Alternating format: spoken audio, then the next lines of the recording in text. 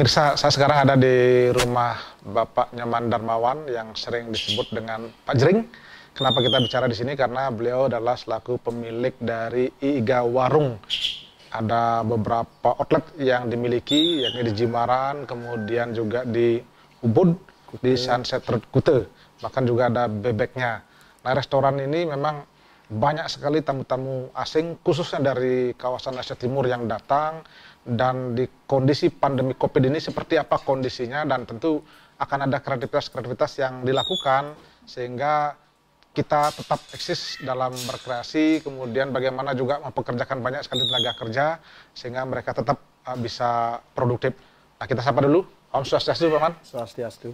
Gimana kabar? Sehat? Astungkare. Sehat ya? Luar biasa. Pak Man adalah pemilik Iga Warung. Ya, betul. Yang sudah sangat terkenal, tamunya banyak sekali. Ini sudah berapa lama sekarang istirahat nih dalam kondisi pandemi COVID ini? Tepatnya kita closing untuk sementara. Ya, 2 hari sebelum Hari Raya Nyepi lah. 2 hari sebelum Hari Raya Nyepi kita closing semua outlet, ya. Ubud, Kute, Jimbaran, dan termasuk bebek di Bukit juga, ya kita tutup sementara karena melihat situasi seperti ini kita tidak memungkinkan, Pak. Ya. Nah, satu sisi tamu boleh dibilang sudah nggak ada.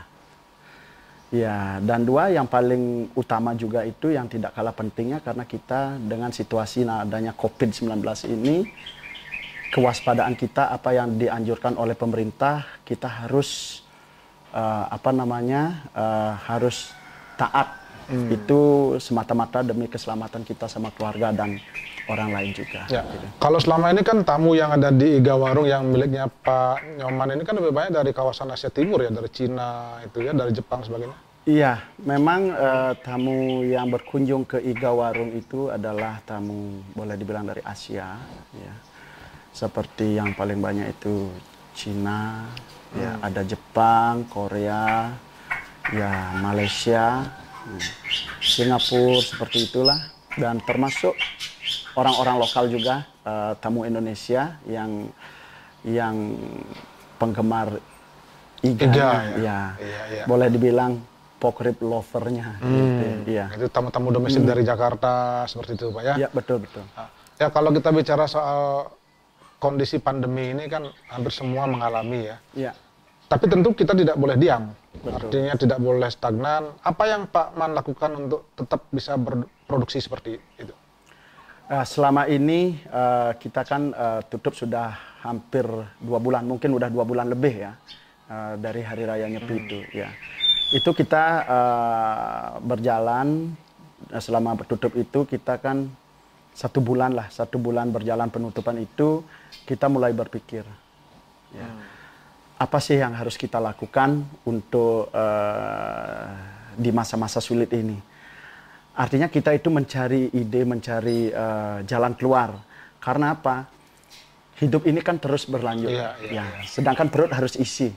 Kerjaan tidak ada. Saya ada 4 outlet tutup semua. Artinya income tidak ada, Pak Agus. Income sama sekali tidak ada. Maka kita terbersit dan diskusi sama teman baik saya dari kampung Singaraja, ya, namanya Pak Nyoman Sugere, ya.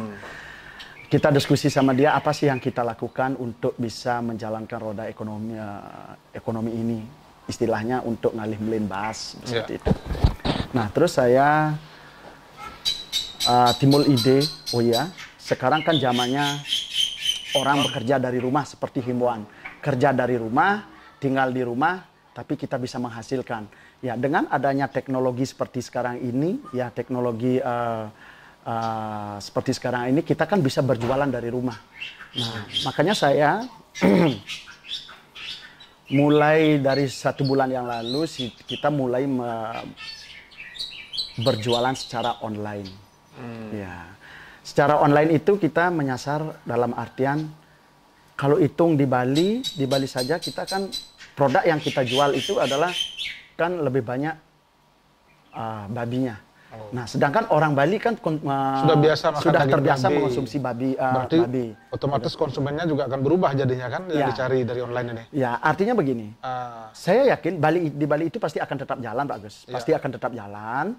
Cuman waktunya itu akan tidak bisa bertahan lama. Nah, makanya saya mencari terobosan. Ya, terobosan itu saya mencoba. Pertama kali itu saya kayaknya nggak yakin. Nggak yakin apa?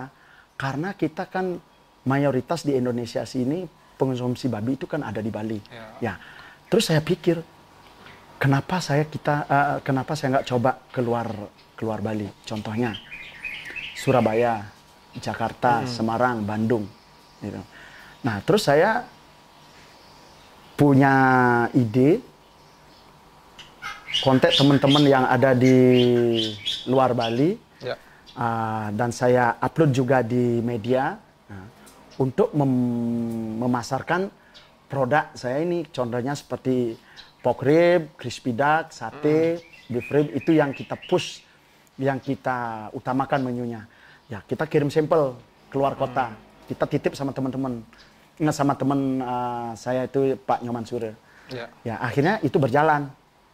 Sudah saya itu berjalan sampel itu 1 minggu kurang lebih, Astungkare ada respon yang sangat baik. Begitu. Ya. Artinya memang mulai berkreasi dengan menggunakan kemajuan teknologi online, berjualan online. Nah, yang disasar itu lebih banyak tadi apa? Tadi Surabaya. Daerah-daerah lain, Jakarta, Semarang, atau mungkin daerah lain ada nggak? Bandung. Bandung juga ya? Iya. Yang banyak merespon dari mana itu? Sementara ini Jakarta. Jakarta ya. Jakarta sekarang sudah ada 3 reseller di sana. Ya. Dan kita sudah kirim juga beberapa kali. Ya.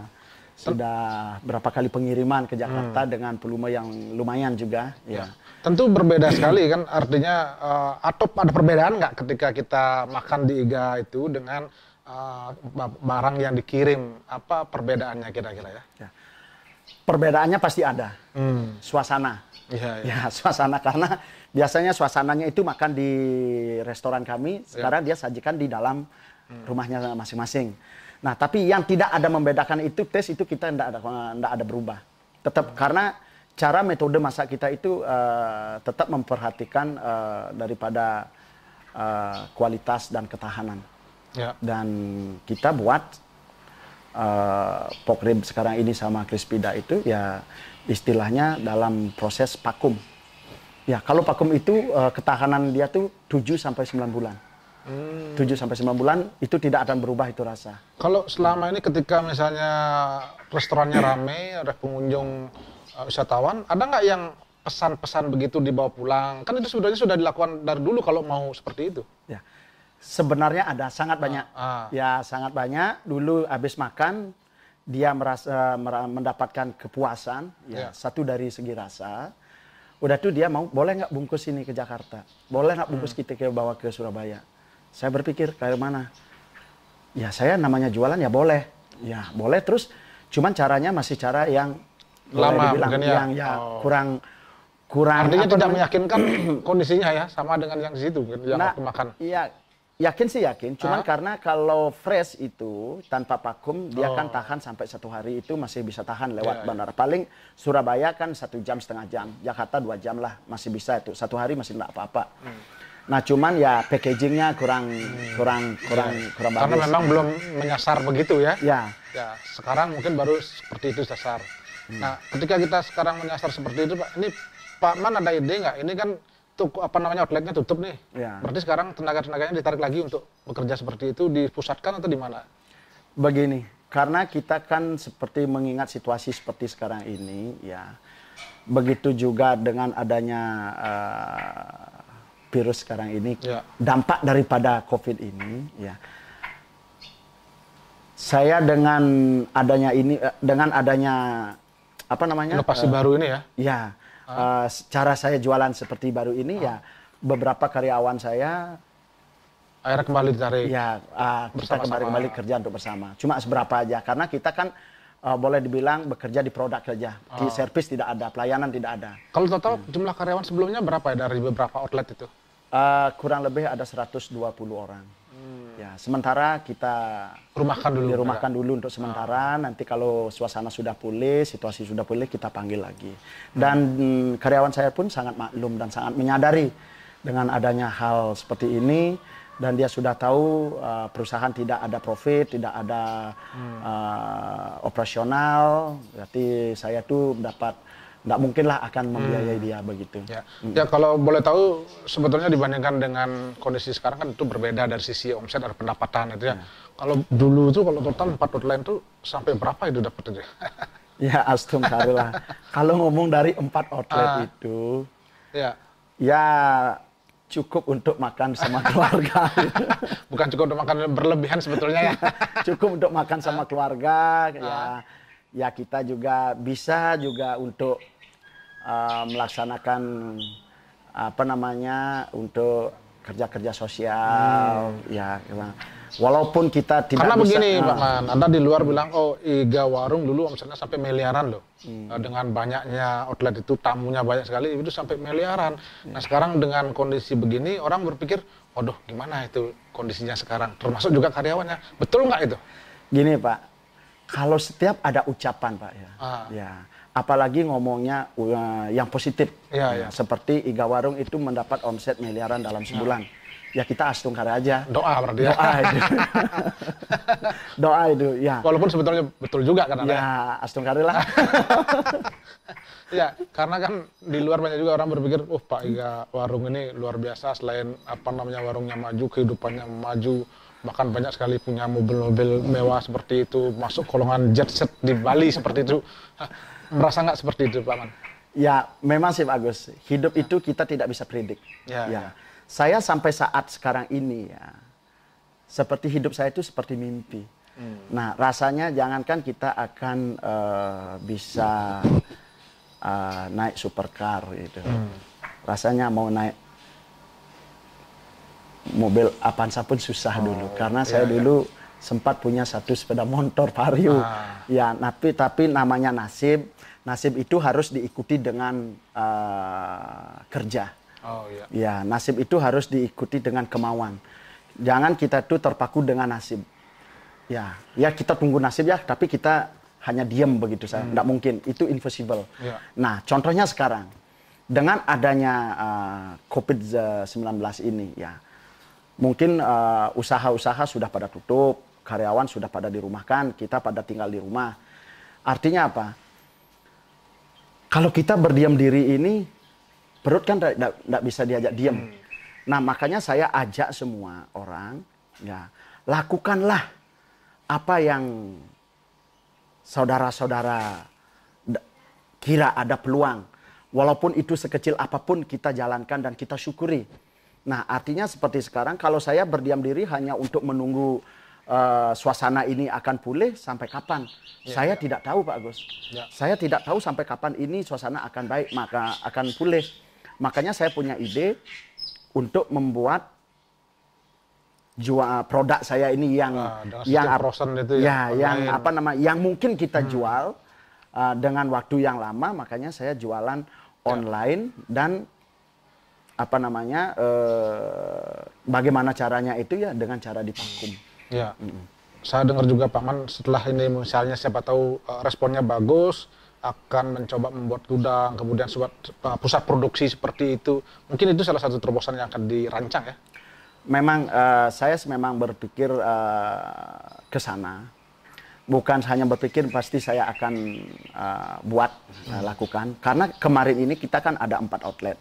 Setiap outlet itu selalu masak sendiri-sendiri di outlet. Nah, memang kita punya standar. Ya, standar dan resipi yang sama. Namun setiap outlet itu kan ada setnya sendiri-sendiri. Namanya rasanya berbeda ya. Namanya buatan manusia. Secara manual pasti ada perbedaan sedikit. Namun perbedaan itu tidak mencapai sampai 10% Mbak. Ya, itu kan tetap berbeda walaupun berapa persen pun tetap berbeda. Nah, nanti saya rencana akan membuat satu store, satu gudang, ya sentral. Saya akan masak di sana, terima supplier di sana, dan buat bumbu di sana. Nanti kita akan tinggal supply ke outlet masing-masing. Artinya semua outlet itu terpusat sama. Jadi standar. Rasanya sama, kemudian mungkin tidak ada yang berbeda lagi. Betul. Begitu dengar Iga Warung pasti sama seperti itu ya. Ya, itulah keinginan saya. Ada keinginan lain nggak untuk membuka cabang di tempat-tempat lain di luar Bali ya? Ya, begini Pak Agus. Kalau mengacu pada ngomong kepada keinginan itu, setiap manusia ada keinginan. Nah, itu keinginan itu berbalik pada diri sendiri. Ya, keinginan itu apakah suatu tekanan atau suatu motivasi?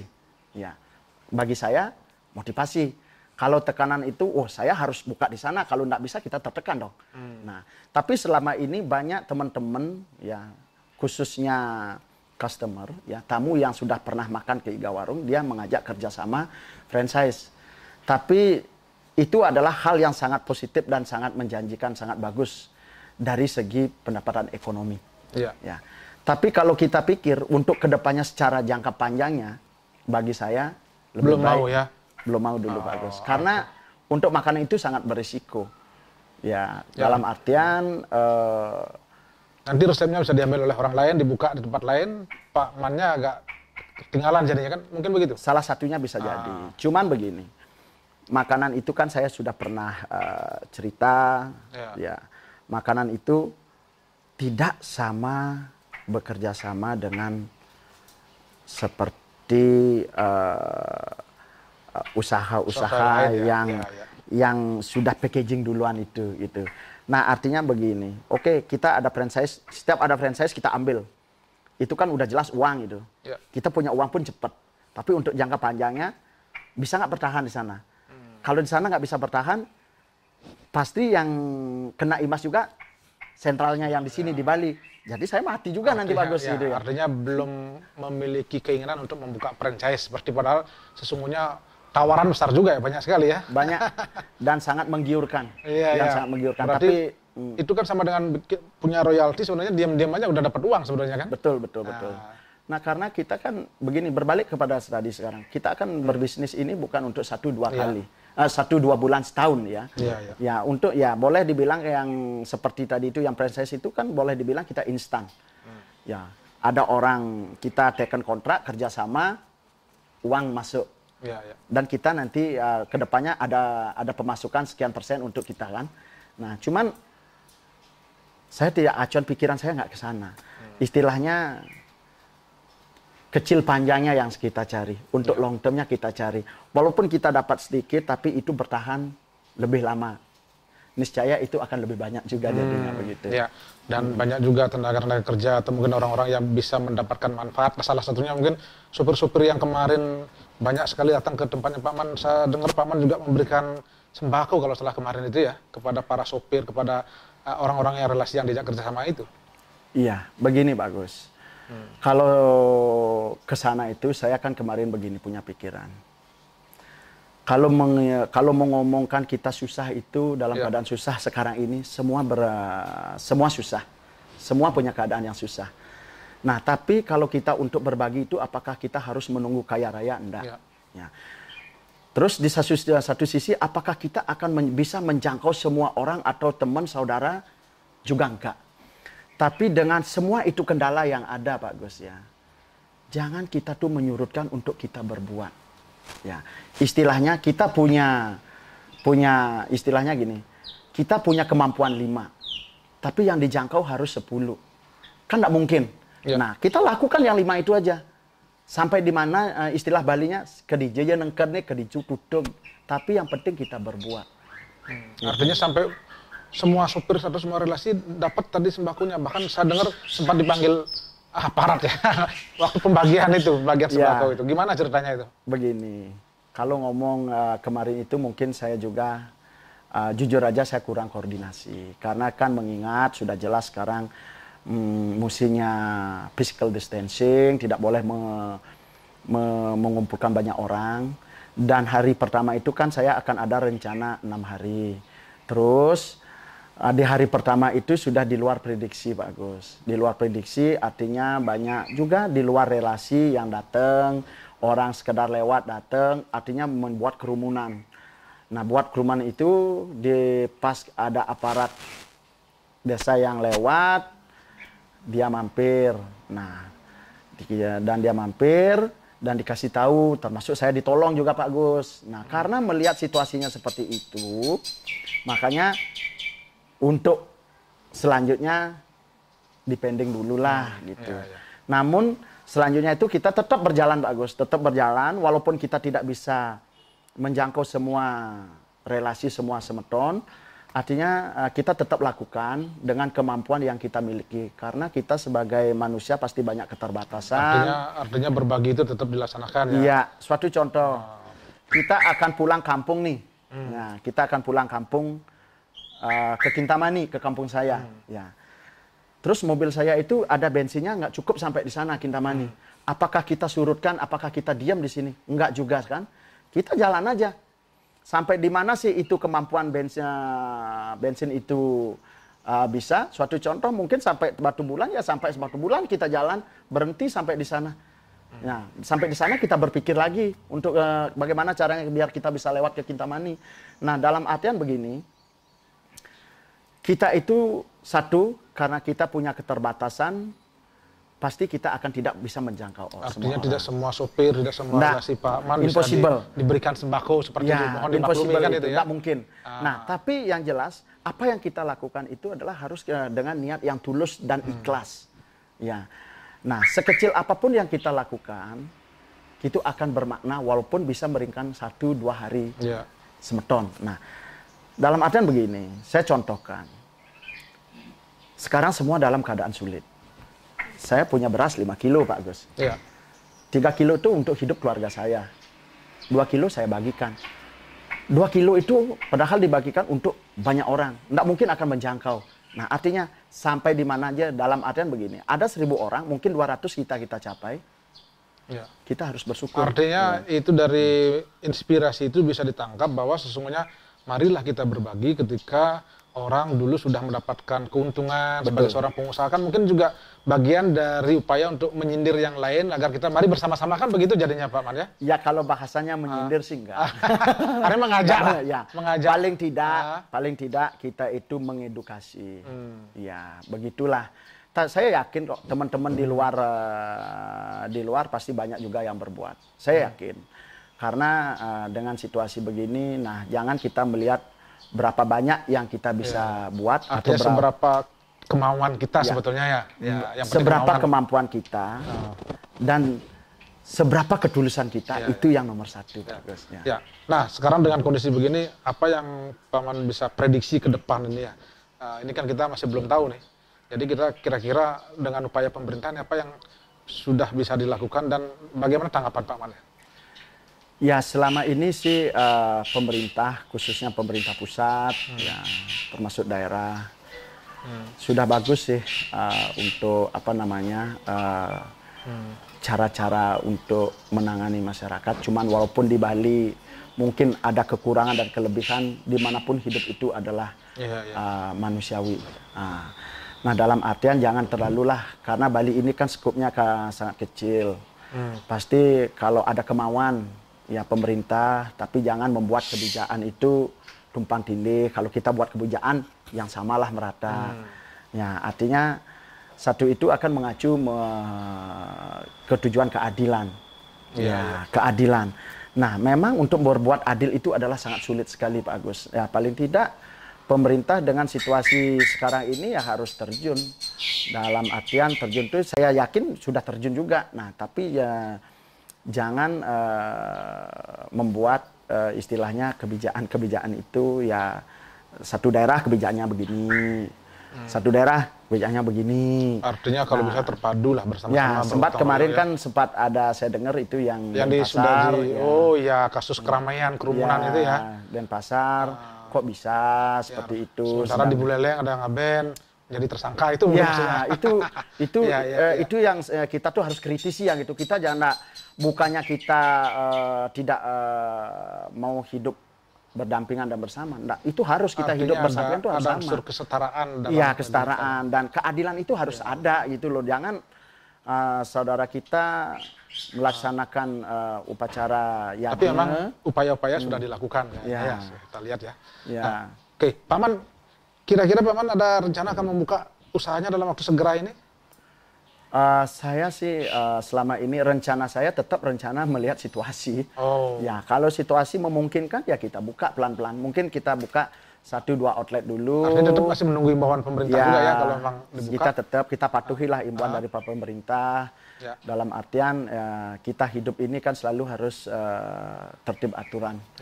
Nah, di samping itu ya aturan ya harus sekali seperti tadi itu harus tegak bersama gitu, jangan ya, ada ini bisa longgar, ini bisa tidak ketat, itu nggak bagus ya. Ya, kalau memang buka berarti warungnya buka, Paman juga bisa kembali beraktivitas, bahkan kembali naik apa tadi supercar keliling-keliling dia.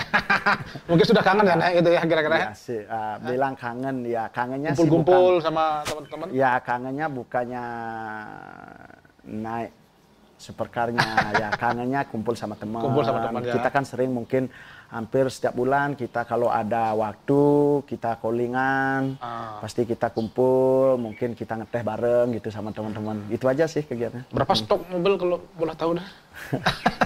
Iya enggak lah, mungkin sekarang ada ya 7 sampai 8. 7 sampai 8 ya. Karena begini, ada beberapa pengusaha dia terpaksa jual mobilnya untuk membayar gininya karyawan itu. Ya. Itu sampai dilakukan begitu nggak di sini? Enggak kayaknya. Astungkare sampai saat ini saya belum ada lepas aset. Nah, Astungkare lah gitu. Oh, gitu ya. Belum ada lepas aset, walaupun kita berbalik pada diri kita sendiri. Dari sisi mana mungkin kita tetap berpikir A, B, C-nya ini kita harus hitung berapa bulan seperti ini. Ya, mungkin nah nomor satu dalam kegiatan sekarang ya Astungkare pemerintah sudah mencari mengasih jalan keluar. Ada relaksasi. Ya itu kita kan punya utang juga Pak. Banyak utang juga. Punya utang nih? Ya jangan banyak sekali Pak. Asetnya miliaran masa punya utang Pak? Ya pasti orang ngomong asetnya miliaran berarti utangnya nggak ada mestinya. Utangnya lebih dari miliaran gitu. Ya itu ya relatif itu. Itu memang namanya kita berusaha pasti kita di apa namanya artinya uangnya berputar ya, itu, berputar Pak, ya. Nah dengan adanya apa namanya pemerintah kemarin bisa melaksanakan relaksasi itu artinya sangat membantu ya, sangat membantu. Mudah-mudahan sampai suasana ini kembali lagi dan usaha saya bisa buka lagi dan kita tidak ada lepas aset. Itu aja sih. Baik, terima kasih loh Pak Man, luar biasa waktunya, sedang udah ngobrol-ngobrol. Mudah-mudahan bisa menjadi inspirasi, terutama terobosan-terobosan yang dilakukan di masa-masa pandemi COVID ini ya. Dan paling tidak akan kembali normal dan kembali mempekerjakan tenaga kerjanya, sehingga kita semua bisa beraktivitas. Terima kasih banyak Pak Man ya. Oke, mungkin saya bisa sedikit tambahkan Pak Gus ya. Saya mohon kepada semeton-semeton, saudara-saudara kami yang ada khususnya di Bali ya, jangan pernah lemah, jangan pernah kendor. Walaupun situasi sudah pada tahu seperti ini, mari kita lakukan apa yang kita bisa.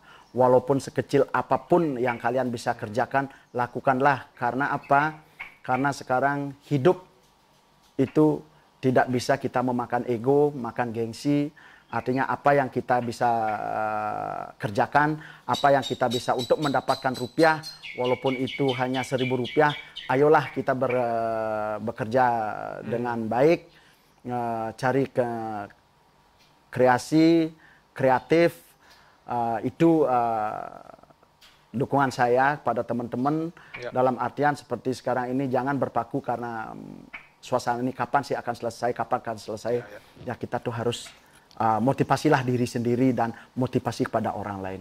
Begitu juga Pak Adius. Ya. Baik, terima kasih Pak Man ya. Luar biasa, mudah-mudahan bisa menjadi inspirasi dan kita bersama-sama berdoa agar pandemi COVID ini segera berakhir dan kita kembali beraktivitas ya. Terima kasih ya. Dan pemirsa, demikian tadi perbincangan kami dan kami seluruh kerabat kerja yang bertugas mengucapkan terima kasih atas perhatian dan kebersamaan Anda dan kami akhiri dengan Param Santi. Om Santi.